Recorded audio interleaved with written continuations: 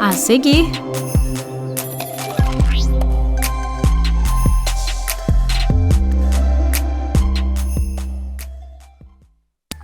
o Natal é uma das datas mais celebradas no mundo ocidental e envolve diferentes questões religiosas, culturais e até mesmo comerciais.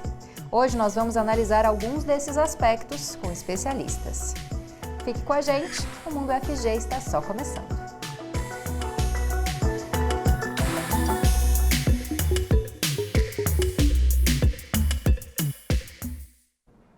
Olá para você que nos assiste na TV UFG ou nos escuta na Rádio Universitária 870 AM.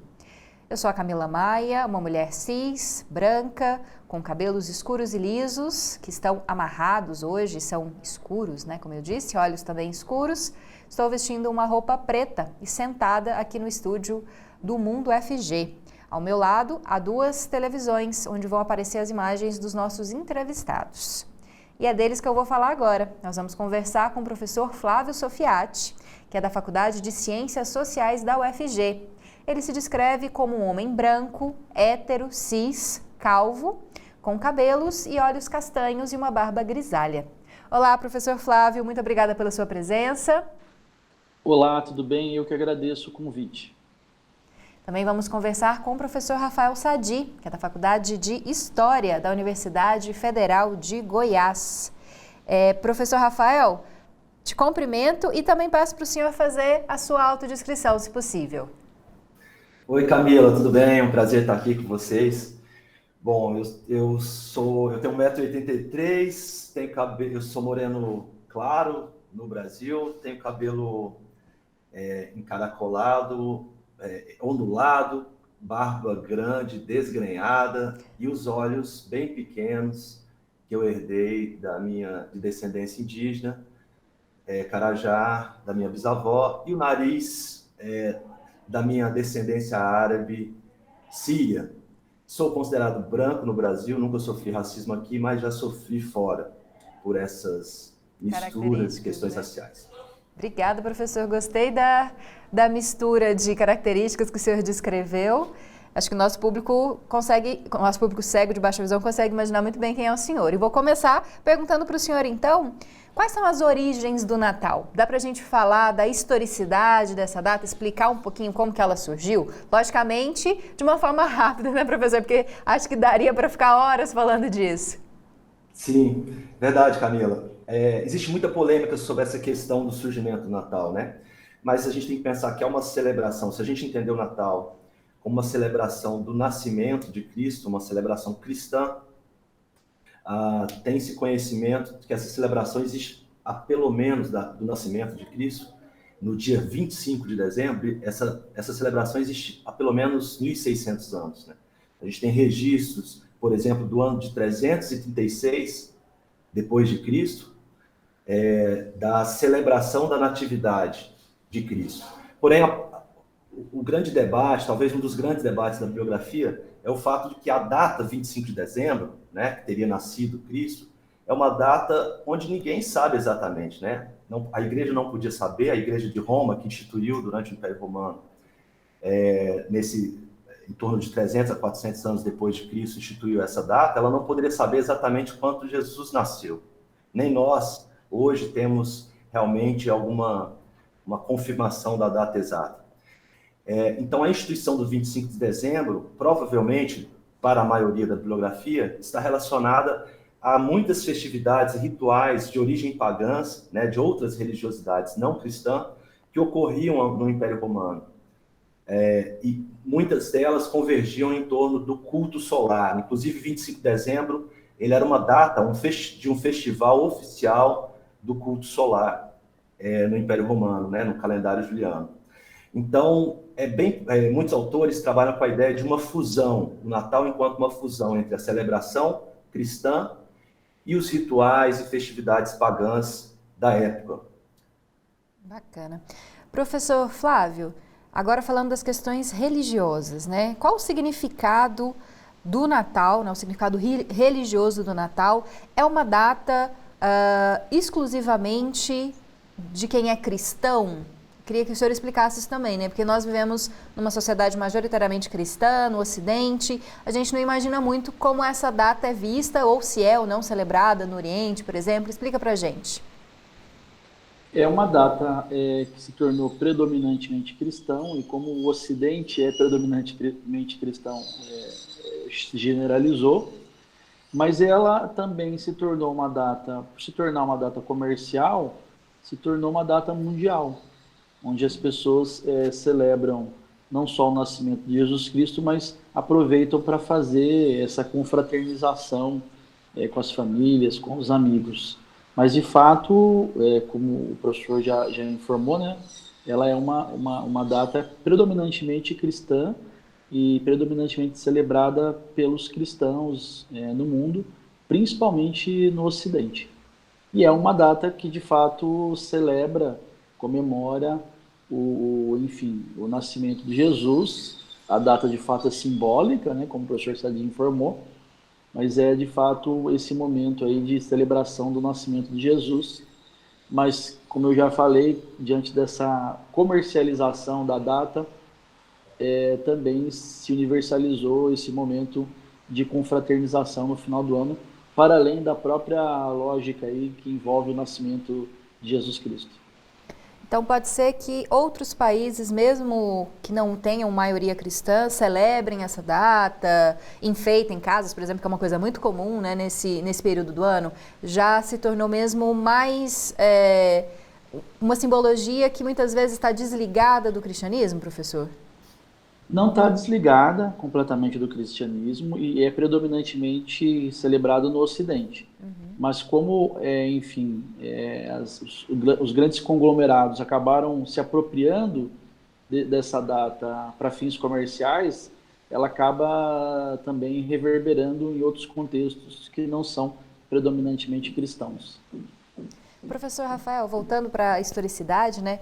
Dá para a gente fazer apontar as alterações, as mudanças que essa data vem sofrendo, né? O senhor falou aí do surgimento do Natal, dessa união entre uma celebração pagã e o crescimento, né, do cristianismo enquanto uma fé em Roma, mas ao longo desses mais de 1.600 anos, como o senhor apontou, houve várias transformações, né? Outros personagens, entre aspas, aí surgiram, né, como por exemplo Papai Noel, ganhou-se uma outra conotação, como o professor Flávio destacou, né? Uma conotação muitas vezes mais comercial do que religiosa. Realmente são muitas as transformações, né? Porque o que acontece desde o começo, provavelmente, né, no século IV, como muitos autores defendem, o Natal já nasce com esse processo de fusão, de mistura, de hibridismo de diferentes culturas. E à medida que ele vai se expandindo para outros lugares, as culturas vão também incorporando os seus elementos locais, as suas culturas próprias, as suas práticas culturais, as suas formas de festividades e rituais à festividade no Natal. Então, são inúmeras mudanças. O Natal que a gente conhece hoje, o Natal moderno, ele envolve, e são vários natais modernos, né? Por exemplo, você tem populações indígenas que comemoram, que celebram o Natal, mas que pelo contato com o branco e com o cristianismo, mas que incorporam suas danças na festividade, as suas danças tradicionais, por exemplo, né? Isso acontece com todos os povos, em todos os lugares em que o Natal passou a ser celebrado. Eu gostaria de destacar pelo menos duas mudanças que eu acho que é importante com relação à antiguidade e às comemorações, às celebrações de natais medievais. Essas celebrações medievais e da antiguidade, elas tinham um caráter comunitário, né, um caráter comunitário muito amplo. Porém, no século XIX, há um processo, sobretudo na Inglaterra vitoriana, há um processo de constituição da ideia, né, do Natal enquanto algo da família, da celebração da ceia, inclusive vinculado a um processo de industrialização e de formação, desenvolvimento do capitalismo. Começa essa família privada, né, o lugar do privado, o lugar onde a família faz a ceia com ceias fartas, a árvore de Natal, que é uma coisa que vem da Alemanha, mas é trazida pelo príncipe, colocada dentro de casa, né? Então existe toda uma constituição do lugar privado, como a família no seu lugar privado cria o Natal. né? Decora a árvore de Natal, faz uma ceia farta, e ao mesmo tempo, além dessa mudança do privado, você tem esse processo do público, né? O público está vinculado também ali na Inglaterra com o crescimento, ao mesmo tempo, do capitalismo, a criação de classes trabalhadoras muito pobres, sobretudo ali na década de 40, quando esses símbolos começam a ser trazidos para a Inglaterra, popularizados na Inglaterra, porque eles já existiam no interior, né? Em algumas regiões interioranas. E aí você tem um processo muito grande do público ser, primeiro, a iniciação da comercialização, né, dos símbolos do Natal, o surgimento, por exemplo, do cartão de Natal, que já no final do século XIX gera milhões, né, para quem produz cartões de natais. E é uma invenção daquele momento, do início do século XIX, né? Mas também a ideia da caridade, né? O público passa a estar vinculado, e aí uma reinvenção depois com a criação do Papai Noel, né? De uma figura supostamente caridosa, né? Que é uma forma de lidar com a pobreza. Então você tem a harmonia, uma harmonia privada, que é coisa da família, inclusive a família real britânica teve esse papel de popularizar a ceia farta, a árvore de Natal, para todas as classes que poderiam ter isso. E aqueles que não poderiam ter esse acesso, essa ceia farta, os presentes, a árvore, começa a se criar e se fortalecer a ideia de caridade, né? Uma das figuras que foi muito importante para isso foi o Charles Dickens, né? Com seus contos de Natal. Ele começou a escrever ali por volta da década de 40 e começou a produzir todo ano contos de Natal, onde trabalhava tanto essa ideia de caridade quanto a ideia da ceia privada, né? E posteriormente, sobretudo nos Estados Unidos, a comercialização se torna muito forte, né? Se a gente vê o exemplo do Papai Noel, o Santa Claus americano se torna uma figura muito importante e muito utilizada pelas grandes empresas para poder comercializar seus produtos, né? A Coca-Cola tem um papel importante nisso. Não é ela que cria, como alguns dizem, o Papai Noel como vermelho. A figura do Papai Noel, daquele velho, gordo, ela foi criada anteriormente. Inclusive, a vestimenta vermelha foi criada anteriormente. Em alguns contos e em algumas ilustrações anteriores. Porém, a Coca-Cola ela consolida essa imagem a partir da década de 30, quando ela começa a soltar todo ano as propagandas de natais, usando a mesma figura do Papai Noel, que ficou a figura que a gente conhece hoje, a figura mais popular que a gente conhece hoje. Bacana. E aí sim, o Natal se torna realmente, no século XX, consolidadamente, algo de uma exploração, né, pelo capitalismo, pelas grandes empresas. Vamos passar a palavra para o professor Flávio. Professor, como é que o senhor, como estudioso das religiões, compreende essa comercialização que o professor Rafael tentou historicizar para a gente, tentou apontar, né, ao longo dos anos? Hoje em dia a data ela é muito lembrada, por exemplo, pelo número de presentes que são comprados, né? Há sempre aquela matéria cotidiana, quase, não vou dizer obrigatória no jornalismo, do dia seguinte do Natal, da troca de presentes. Parece que o comércio e isso de dar e receber presentes é mais importante do que a celebração religiosa em muitos graus, né? Como é que o senhor analisa isso? Então, de fato, há várias possibilidades. Eu sou de uma linha dos estudos de religião que trabalha a perspectiva de que o próprio capitalismo ele se tornou uma religião no mundo moderno. E ele sucumbe o próprio catolicismo, o próprio cristianismo. Por quê? Porque essa lógica do mercado de comercializar, mercantilizar tudo, ele alcança também os símbolos religiosos. Então, por exemplo, o presente, que tem uma origem na figura dos reis magos, que vão procurar o Jesus, onde ele nasceu, para levar presentes, que tem a ver com uma dimensão mais religiosa, ela é apropriada pelo mercado e ressignificada nessa perspectiva da troca de presentes no Natal, potencializando, então, a mercantilização dessa data. Mas nessa minha linha de pensar, influenciada por autores como Walter Benjamin, por exemplo, de que o próprio capitalismo se transformou numa religião, eu tendo a entender que as próprias igrejas cristãs, em geral, elas também assumiram essa perspectiva mercantil, transformando a religião na verdade, num grande mercado religioso, ou como diria um outro autor alemão, o Max Weber, no mercado de bens, né, de venda de bens de salvação. Então, do meu ponto de vista, o Natal acaba se tornando um exemplo muito evidente dessa lógica que demonstra essa capacidade do mercado em mercantilizar tudo, inclusive bens de salvação. E é o que, em geral, a gente vê no contexto do Natal brasileiro. Evidentemente que, no caso nosso, somos ainda uma sociedade muito cristã, né, predominantemente cristã, seja evangélica, católica, né, protestante, ainda se cultiva muito o elemento religioso, principalmente as famílias cristãs, né, sobretudo católicas, ainda cultivam esse elemento da religiosidade que envolve centralmente a figura de Cristo. Mas veja bem, se você for visitar os seus amigos, seus parentes, seus conhecidos, eu tendo a dizer que você vai achar na casa dessas pessoas mais a árvore de Natal, a guirlanda, que é um elemento do paganismo e que é ressignificado também pelo cristianismo. Você vai encontrar mais árvore de Natal, guirlanda, velas, do que, por exemplo, um presépio. Dificilmente você encontra um presépio hoje numa casa, né? O que você tem é a árvore de Natal.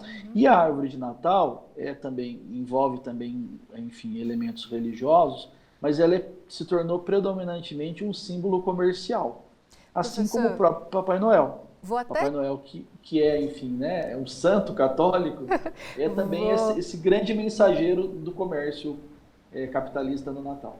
Eu vou interromper o senhor porque eu não quero que o senhor dê spoiler, porque daqui no próximo bloco eu vou perguntar sobre esses símbolos, né? Especificamente para o senhor explicar um pouquinho mais. Só para a gente terminar, professor Sadio, nosso tempo está curtinho, então infelizmente vou ter que pedir para o senhor ser mais sucinto nessa resposta. O senhor falou muito da questão econômica, né? Quem pode ter acesso à comemoração do Natal, à troca de presentes, a uma ceia farta, a uma casa decorada. Como é que a gente pode analisar essa ideia, né, do Natal se tornando essa data mais comercial, mais mercantil, num país como o nosso, né, de uma desigualdade muito grande, com uma população que está passando fome nesse final de 2022? Bom, pois é, essa sempre foi uma questão no Brasil, né? Por exemplo, os jornais brasileiros, os jornais cariocas do início do século XX, né, que já traziam toda a imagem do Papai Noel, toda a questão de colocar o sapato na porta para o Papai Noel colocar a moeda, o presente e tudo mais. Os jornais chamavam muito a atenção já para essa questão da desigualdade, né, das crianças que não poderiam ter acesso a esses presentes, ou passariam Natal, estavam sendo estimuladas a ter esses presentes, a ter essas coisas, mas não poderiam ter. Né? No Brasil a gente tem uma tradição, então, muito crítica, e que ela não é só intelectual, não é só dos jornalistas, mas ela também foi produzida, por exemplo, na música. Se você pegar uma música do Garotos Podres, uma banda punk dos anos 70, de São Paulo, a banda diz assim, Papai Noel, FDP... Não pode falar o palavrão, professor. Papai Noel, FDP, rejeita os miseráveis, eu quero matar aquele porco capitalista, né? Então veja a raiva, o ódio ao Papai Noel como esse símbolo da exclusão, como o símbolo, né, de uma classe rica que explora os pobres. Mas eu queria chamar a atenção também para o fato de que a questão de classe no Brasil também está ligada a uma questão racial, porque vem do processo de escravidão e do processo de colonização e conquista do Brasil. Então, também nesses jornais do século XX, que falavam das festividades do Natal, eles também faziam várias críticas ao fato de que nas ruas do Rio de Janeiro, o Natal era as pastorinhas que dançavam, que iam festejar o Natal, eram, na verdade, eram negras, mulatas, dançavam igual o povo da África, né, reproduziam o jongo, que na verdade estavam com saudades dos cordões de carnaval na época do Natal, e que não tinha nada a ver com o Natal. Então, os jornais também faziam uma crítica racista, né, ao modo como o Natal também era apropriado pela cultura de matriz africana no Brasil, né, e reivindicando que nos países europeus e nos Estados Unidos, no norte, onde o inverno, onde eles têm neve de verdade, pinheiro de verdade. Ali é que é o Natal verdadeiro, que aqui é uma coisa feia, uma coisa, na verdade, é uma coisa racista, né?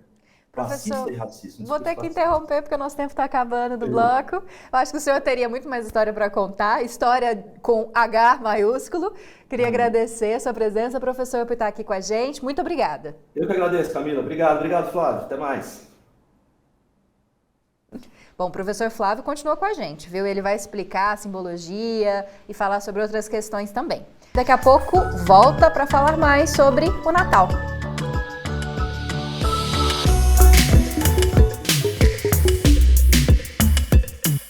Uma história construída por mãos que cuidam e ensinam só poderia resultar em atenção e conhecimento para toda a população. A Fundação de Apoio ao Hospital das Clínicas, Fundac, desenvolve desde 1998 um trabalho de excelência que garantiu a manutenção e prestação de serviços no Hospital das Clínicas em momentos importantes da história do HC. Hoje, por meio do corpo de profissionais competentes, a Fundação gere unidades municipais de Goiânia e também estaduais, voltadas para os usuários do Sistema Único de Saúde, o SUS, todas elas consideradas de ponta pelos usuários. Além disso, a Fundac realiza a cogestão e também o incentivo e financiamento de pesquisas, atividades de extensão e ensino, junto aos professores, técnicos administrativos e alunos dos mais variados cursos da área da saúde da Universidade Federal de Goiás. O trabalho da Fundação é baseado em 4 pilares: transparência da gestão, total comprometimento com a qualidade dos serviços assistenciais, otimização de custos,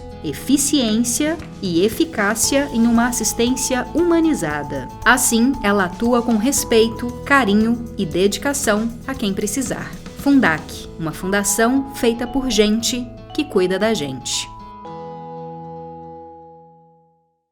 Nenhuma descoberta humana começa sem pesquisa. É ela que faz a sociedade crescer e caminhar, que encontra soluções, promove a evolução de um país, melhora a qualidade de vida das pessoas e garante o futuro.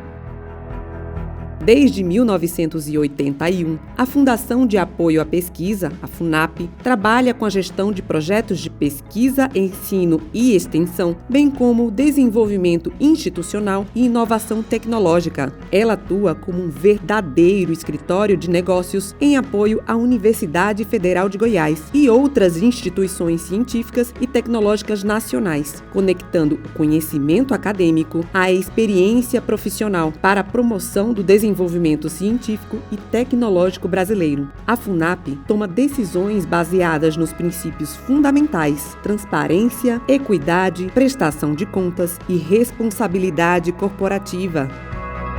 Traga seu projeto para a Fundação. Acesse o site funap.org.br ou entre em contato pelo telefone 3216-7300. FUNAP, porque grandes ideias precisam de apoio.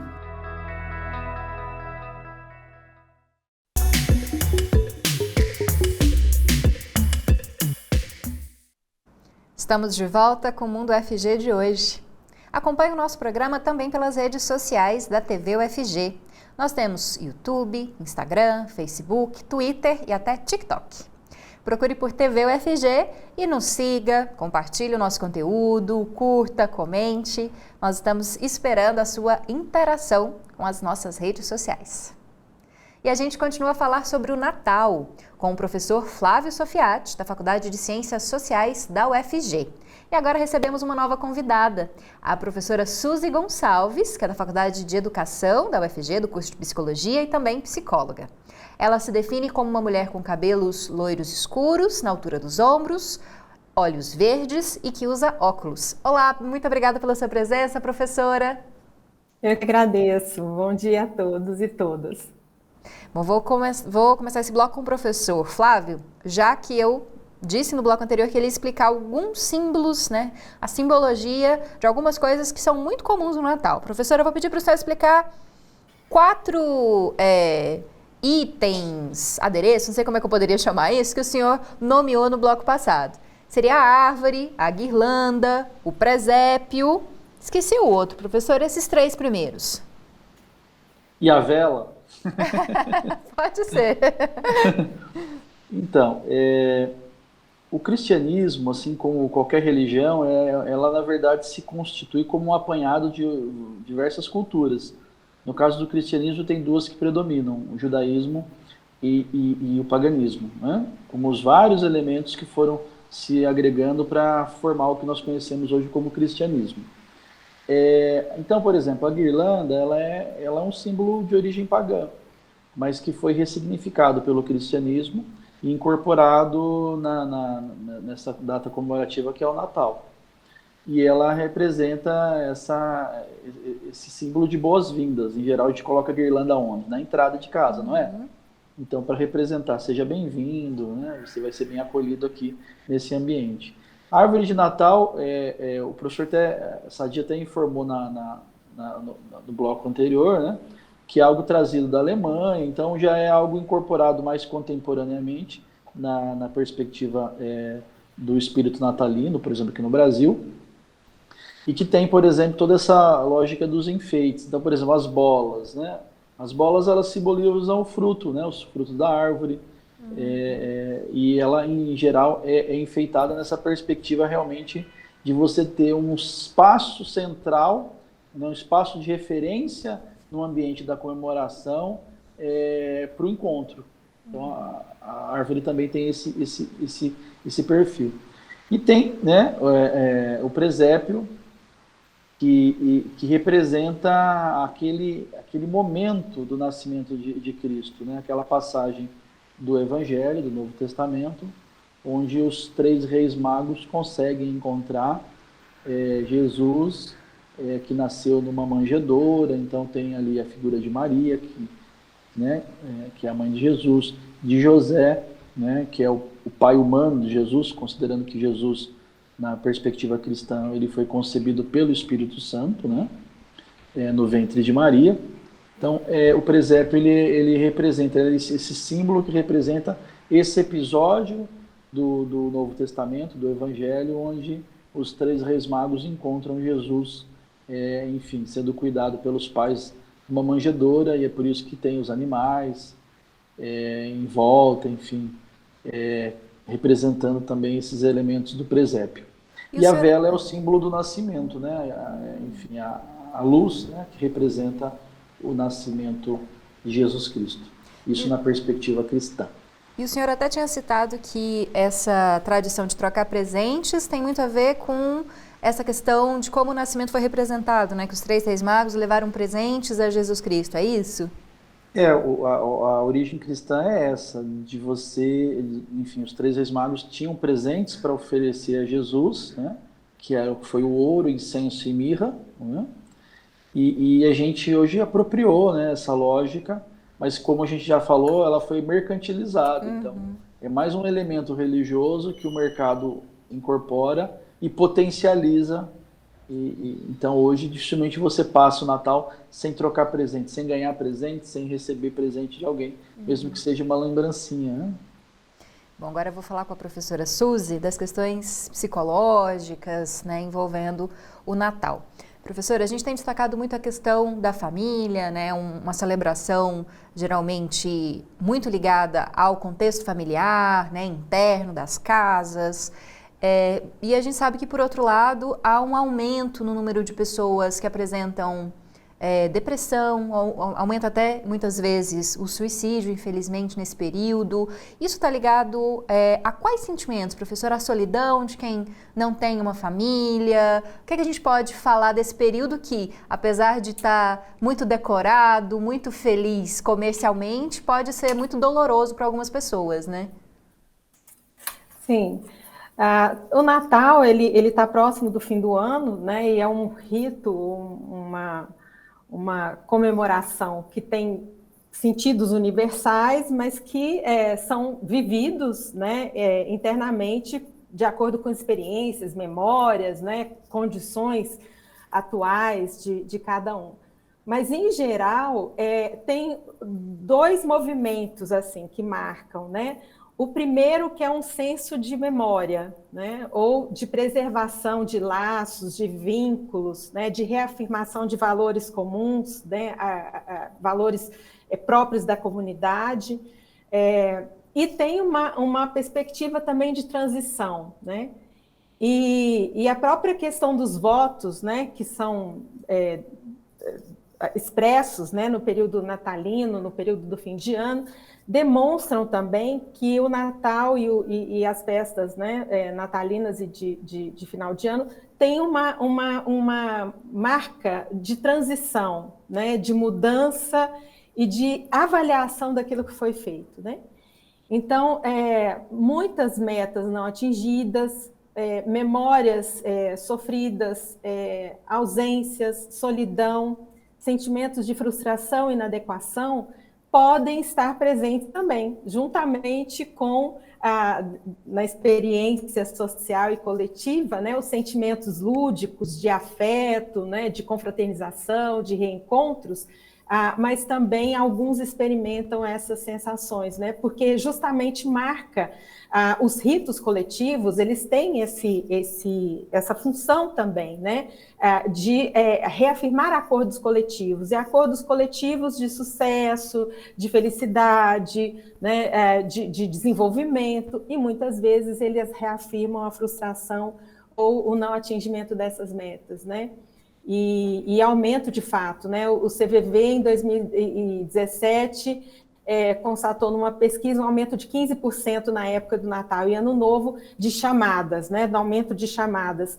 E um número muito grande também de tentativas de suicídio. E suicídio acontecem por volta desses dois acontecimentos, e dezembro é um mês, de fato, complicado, né? Para a saúde mental, justamente por conta disso, né?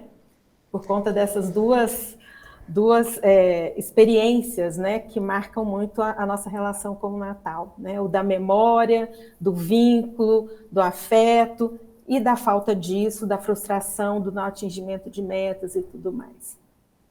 Bom, professor Flávio, voltando à questão da simbologia, queria que o senhor falasse do Papai Noel. O senhor citou o Papai Noel como um santo católico, né?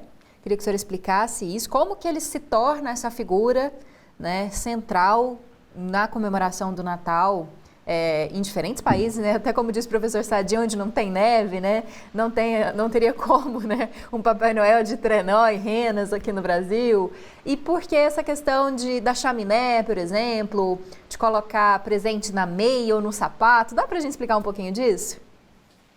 Então, o Papai Noel a origem também era um padre, né? Católico que fazia caridade, assim como é comum em geral, né, no contexto do clero católico, enfim, dos pastores evangélicos que estão sempre vinculados à comunidade. Então, no caso desse padre que virou santo, São Nicolau, ou Santa Claus, como a gente conhece mais, ele era essa figura que foi santificada pelo Vaticano, e que foi, né, como eu disse, mais um elemento apropriado pelo mercado e transformado nesse grande propagador da venda, do comércio, da venda desses bens simbólicos do Natal, desses bens de salvação.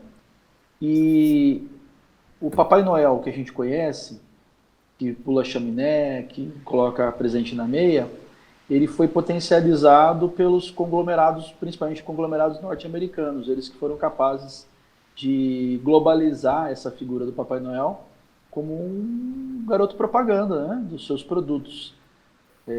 Por exemplo, refrigerante, entre outros. Então, essa figura religiosa, né, que envolve caridade e que se transforma numa figura comercial que potencializa a mercantilização. Enfim, em geral, né, a história dessa figura que a gente chama, né? As crianças quando encontram no shopping, os adultos quando vêm querem tirar foto, porque é uma figura que remete também a todas as nossas memórias, toda essa simbologia do Natal. Ele é o garoto propaganda tanto do espírito religioso como comercial. Bom, professora Suzy, voltando aos aspectos psicológicos, a senhora falou desse rito coletivo, né, que é o Natal, esse momento em que as pessoas estão direcionadas a pensar sobre, né, uma data específica, e há muitas tradições e costumes que são repetidos ano a ano, né? Fazer a ceia natalina, muitas vezes o mesmo prato, no mesmo local, fazer a decoração, comprar os presentes, fazer amigo secreto, são vários ritos, né? Esses ritos e tradições são importantes, né, para esse acordo coletivo. Como é que isso, qual que é o significado psicológico disso para as pessoas? Bom, a primeira coisa que temos que pensar é que nós somos produto de relações, né? O que nos constitui internamente vem das experiências que temos, tanto positivas quanto negativas, né? E a constituição da identidade vem muito daquilo que percebemos dessas relações com os outros. Então, os ritos coletivos, as comemorações, as memórias cultivadas, elas têm uma função de reafirmar a identidade, né? De dar segurança para esse contorno, vamos dizer assim, né, do sujeito.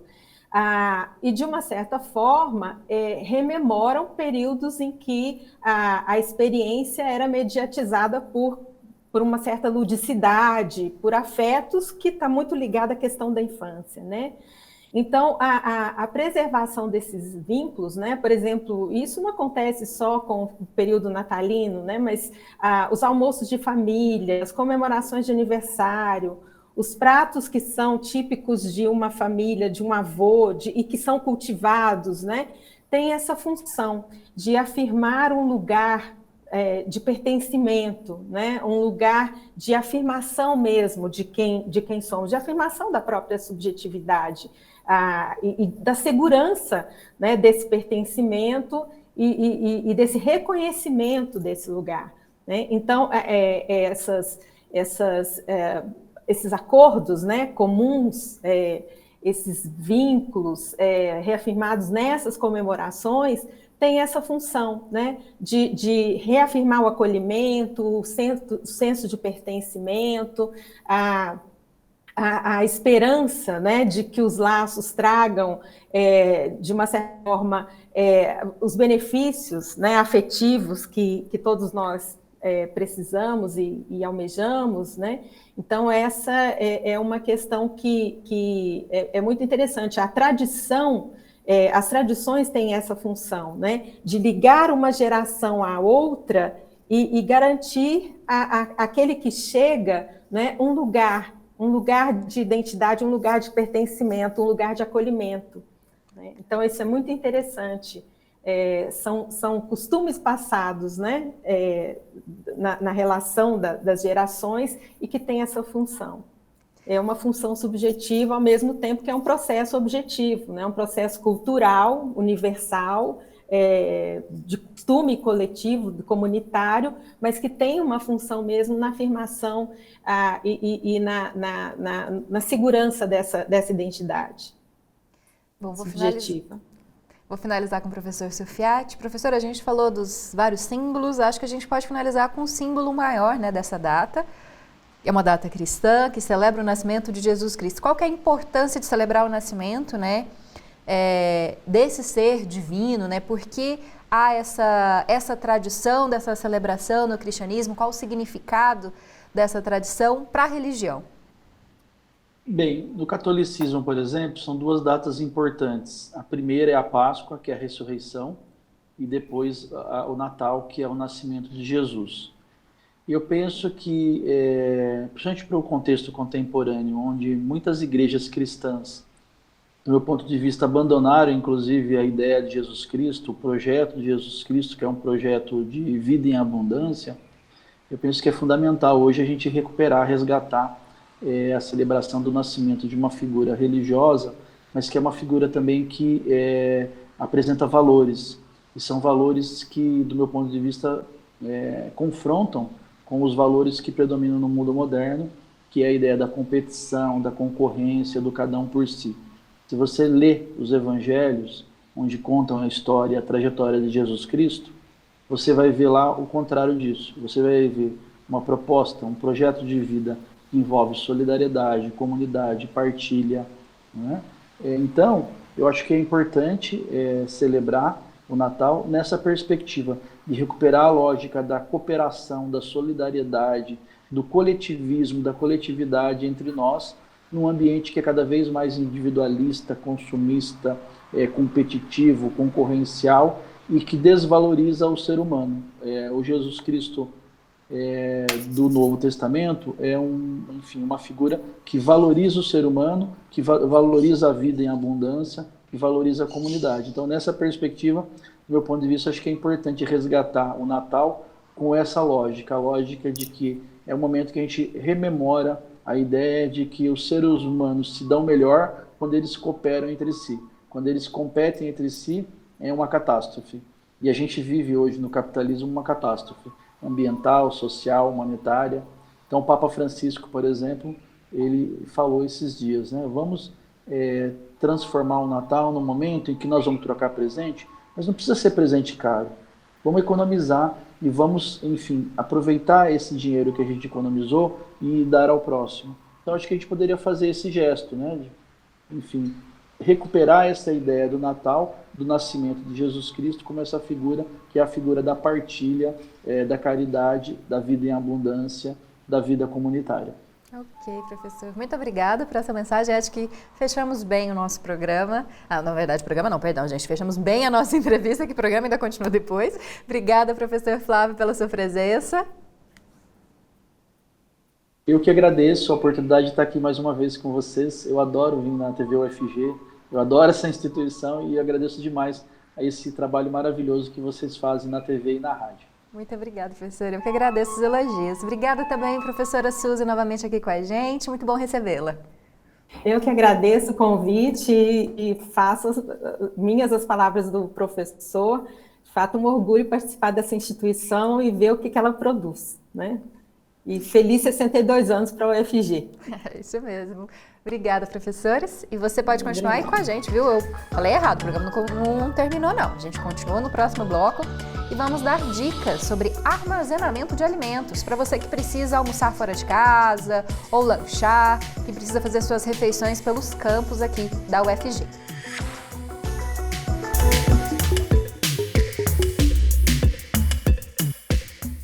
Uma história construída por mãos que cuidam e ensinam só poderia resultar em atenção e conhecimento para toda a população. A Fundação de Apoio ao Hospital das Clínicas, Fundac, desenvolve desde 1998 um trabalho de excelência que garantiu a manutenção e prestação de serviços no Hospital das Clínicas em momentos importantes da história do HC. Hoje, por meio do corpo de profissionais competentes, a Fundação gere unidades municipais de Goiânia e também estaduais, voltadas para os usuários do Sistema Único de Saúde, o SUS, todas elas consideradas de ponta pelos usuários. Além disso, a Fundac realiza a cogestão e também o incentivo e financiamento de pesquisas, atividades de extensão e ensino, junto aos professores, técnicos administrativos e alunos dos mais variados cursos da área da saúde da Universidade Federal de Goiás. O trabalho da Fundação é baseado em 4 pilares: transparência da gestão, total comprometimento com a qualidade dos serviços assistenciais, otimização de custos, eficiência e eficácia em uma assistência humanizada. Assim, ela atua com respeito, carinho e dedicação a quem precisar. Fundac, uma fundação feita por gente que cuida da gente. Nenhuma descoberta humana começa sem pesquisa. É ela que faz a sociedade crescer e caminhar, que encontra soluções, promove a evolução de um país, melhora a qualidade de vida das pessoas e garante o futuro. Desde 1981, a Fundação de Apoio à Pesquisa, a FUNAP, trabalha com a gestão de projetos de pesquisa, ensino e extensão, bem como o desenvolvimento institucional e inovação tecnológica. Ela atua como um verdadeiro escritório de negócios em apoio à Universidade Federal de Goiás e outras instituições científicas e tecnológicas nacionais, conectando o conhecimento acadêmico à experiência profissional para a promoção do desenvolvimento desenvolvimento científico e tecnológico brasileiro. A FUNAP toma decisões baseadas nos princípios fundamentais: transparência, equidade, prestação de contas e responsabilidade corporativa. Traga seu projeto para a Fundação. Acesse o site funap.org.br ou entre em contato pelo telefone 3216-7300. FUNAP, porque grandes ideias precisam de apoio.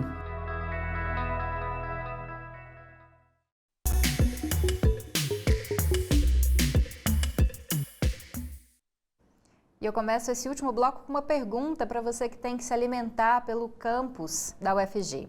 Como você armazena sua comida no dia a dia? Usa a famosa marmita? Descubra agora como armazenar de maneira saudável as suas refeições no cotidiano. Há quem escolha comer no restaurante universitário, nos restaurantes próximos da UFG, e há quem prefira trazer a refeição pronta de casa. Em nome da praticidade e economia, a estudante de jornalismo Giovana é adepta à marmita. Eu trago marmita porque eu acho uma opção mais saudável do que comer em restaurante todo dia e também mais rentável, porque acaba ficando caro. Para mim, o restaurante universitário não é uma opção por questão de tempo, porque seria uma alternativa saudável e acessível. Só que o período que eu tenho entre vir para a faculdade e ir para o estágio é muito curto e as filas do RU costumam ser longas. Então, eu não teria tempo de almoçar e ir para o estágio no tempo que eu preciso. A pesquisadora em química Larissa também leva marmita para a faculdade. Ela conta como é o processo de produção das refeições. A gente pegava um final de semana, juntava a família, eu, minha mãe e minha irmã, e a gente começava a cozinhar. E cozinhava diversos tipos de alimento. Estrogonofe, fricassê, com arroz, feijão e verduras, alimentos que a gente sabia que podia congelar e fazia as porçãozinhas em vasilhinhas descartáveis, aquelas que a gente compra, que você pode lavar e reutilizar, mas que não é legal colocar no micro-ondas, mas é melhor para congelar. Então a gente fazia nessas vasilhas para congelar, congelava e ficava, tirava no dia anterior. Se eu fosse trazer para hoje, eu tirava ontem de noite, deixava na geladeira tranquila, ela descongelando, e hoje eu já trazia para a faculdade e me alimentava normal. Essas marmitas de um final de semana durava de 15 dias a 20 dias, então ficou muito mais prático, não ter que fazer comida sempre e uma diversidade de alimentos muito maior. São vários os benefícios de organizar as refeições em casa. A escolha por alimentos saudáveis e a garantia da higiene são critérios positivos para a saúde, como destaca a professora Thaisa Anders. Quando a gente pensa em transportar comida, a gente precisa pensar um fluxo lógico, né, para esse processo. Então, primeira coisa que eu preciso pensar, qual que é a minha dinâmica de produção desse alimento? Eu vou produzir todos os dias à noite para consumir no dia seguinte.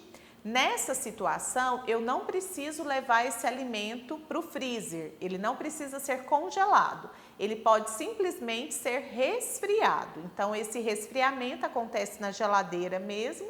Então, eu fiz o alimento, acondiciono nos potes e depois coloco na geladeira, transporto no dia seguinte, reaqueço ou não, vai depender, né?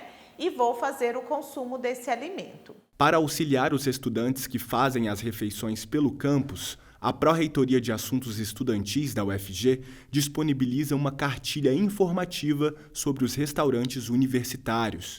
No documento, pode-se descobrir como é feito o controle de qualidade dos alimentos, como são compostas as refeições e quais são as recomendações de transporte da comida.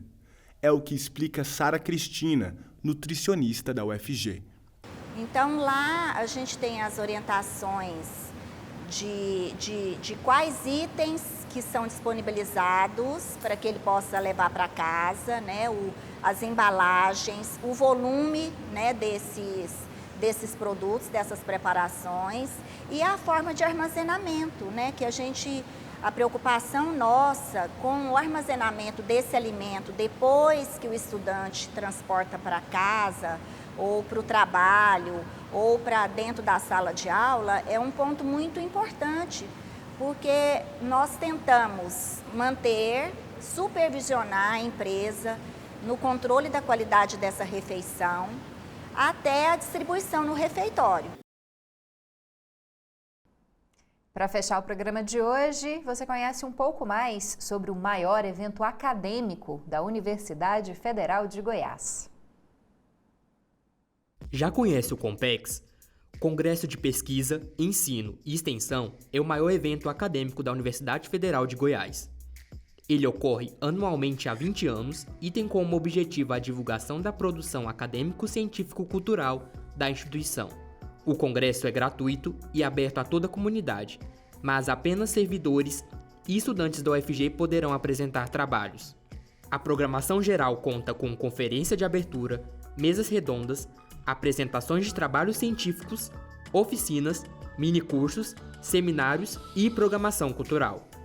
Bacana, né? Deseja saber mais sobre o Compex? Acesse o site eventos.ufg.br.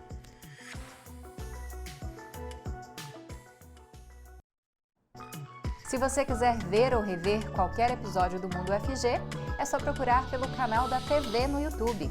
Lá ocorre a transmissão ao vivo, simultânea à TV. E também ficam disponíveis todos os programas para que você possa assistir em qualquer dia e horário. Já se quiser fazer uma sugestão de pauta, é só entrar em contato pelo WhatsApp. Nosso número vai aparecer aqui na tela, mas eu também vou falar ele para você. 62 99181 1406, 62 99181 1406. E aproveita também para baixar o nosso aplicativo. Está aparecendo um QR Code, um código digital aqui na tela. Você aponta o seu celular com o modelo Android para ele e baixa gratuitamente o aplicativo da TV UFG, onde você pode assistir a programação ao vivo e também interagir com a gente. E eu fico por aqui, mas amanhã tem mais Mundo UFG a 13h, com reprise às 21h30. Muito obrigada pela sua companhia. Até mais!